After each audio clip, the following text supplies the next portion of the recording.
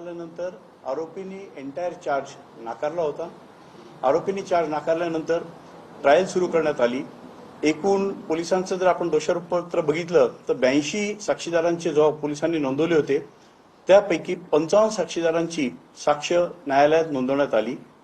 16 दिवसात न्यायालयात ही साक्ष नोंदवण्याचं काम पूर्ण करण्यात आलं। त्यानंतर युक्तिवाद झालेला आहे आणि आजची तारीख ही निकालासाठी जजमेंटसाठी नेमण्यात आलेली होती। आज आरोपीला हजर करण्यात आलं कोर्टात आणि कोर्टाने सर्वप्रथम प्रॉसिक्युशननी जो एंटायर चार्ज लावलेला होता हा संपूर्ण चार्ज प्रॉसिक्युशननी बियॉन्ड रिझनेबल डाऊट साबित केला आहे।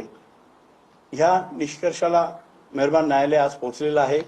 यात आरोपी विरुद्धचा जो बीएनएस कलम 64 बलात्कार, बीएनएस कलम 65(2), त्यानंतर बीएनएस 74 विनयभंग, बीएनएस 103(1) खून, बीएनएस 173(2) किडनॅपिंग, बीएनएस 140(1) ह्या खुनाच्या उद्देशाने अपहरण करणे आणि पॉक्सो ऍक्ट सेक्शन 4, 6, 8 आणि 12 हा संपूर्ण चार्ज प्रॉसिक्युशननी सक्सेसफुली प्रूव्ह केलेला आहे।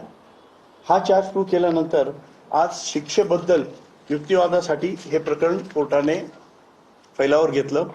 सर्वप्रथम यात आरोपीला शिक्षेबद्दल काय म्हणणं आहे याबद्दल विचारणा केली।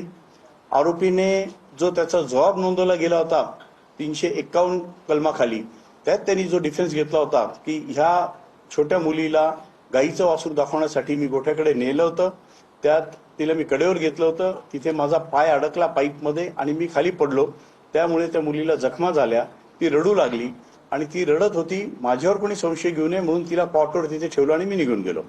हाच स्टान्स आज त्यांनी रिपीट केला। त्यानंतर कोर्टाने प्रॉसिक्युशनला विचारलं, प्रॉसिक्युशनकडनं आज जो युक्तिवाद करण्यात आला आहे त्यात हा गुन्हा अतिशय थंड डोक्याने विचारपूर्वक कटकारस्थान रचून हा गुन्हा करण्यात आलेला आहे। हा अतिशय गंभीर आणि अतिशय हा नीच दर्जाचा कृत्य ह्या आरोपीने केलेला आहे, यावर प्रॉसिक्युशनकडनं भर देण्यात आला। न्यायालयासमोर आता जी कलम साबित झालेले आहेत त्यात मृत्यूदंड द्यायचा की जन्मठेप द्यायची हा विषय आहे। या विषयावर या आरोपीला जन्मठेप न देता या आरोपीला मृत्यूदंड म्हणजे फाशीची शिक्षा का द्यावी यावर सविस्तर आर्ग्युमेंट करण्यात आलं। प्रॉसिक्युशनकडनं आज 12 लँडमार्क जजमेंट मेहरबान न्यायालयात दाखल करण्यात आले। त्यात ही मुलीचं वय, त्या मुलीचं वय घटनेच्या वेळेस 3 वर्ष 2 महिने आणि 7 दिवस होतं। एकूण तपासात जे आलं आहे किंवा जे साबित झालेलं आहे त्यात ह्या मुलीवर 3:12 ते 3:51 सातत्याने अत्याचार झालेले आहेत। त्या मुलीच्या शरीरावर एकूण 18 जखमा मिळून आलेल्या आहेत आणि हे पूर्ण 39 मिनिट ह्या आरोपीने ह्या मुलीचं शोषण आणि आरोपीने ह्या मुलीबद्दल मुलीशी हे कृत्य केलेलं आहे।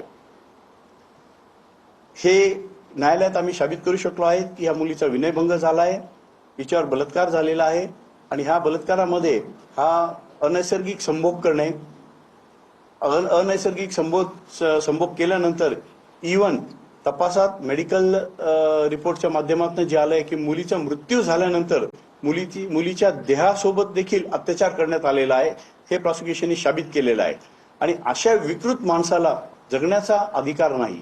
कायद्यात जी रिफॉर्मेटिव्ह थिअरी आहे हा रिफॉर्म होण्याच्या लायकीचा नाही, कारण यापूर्वी देखील असेच 2 गुन्ह्यांमध्ये हा आरोपी होता। तांत्रिक कारणामुळे निर्दोष मुक्तता झाली आहे, परंतु त्याला कायद्याची भीती राहिलेली नाही। त्याला जर जन्मठेप दिली तर समाजाला एक चुकीचा संदेश जाईल। या उलट त्याला जर मृत्यूदंड दिला तर इथून पुढे असे गंभीर गुन्हे करताना आरोपी 10 वेळा विचार करतील। तर आरोपीला ही मृत्यूदंडाची शिक्षा द्यावी यासाठी आग्रही एक युक्तिवाद करण्यात आलेला आहे। दोन्ही पक्षांचा युक्तिवाद ऐकून कोर्टाने सोमवारी 29 तारखेला शिक्षेबद्दल निर्णय देण्यासाठी पुढील तारीख ठेवण्यात आलेली आहे।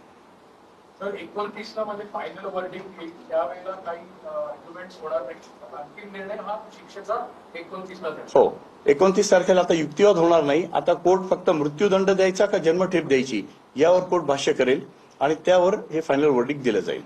आज जे ऍग्रिगेटिंग अँड मिटिगेटिंग सर्कमस्टन्सेस बद्दल युक्तिवाद कोर्टात झालेला आहे ते दोन्ही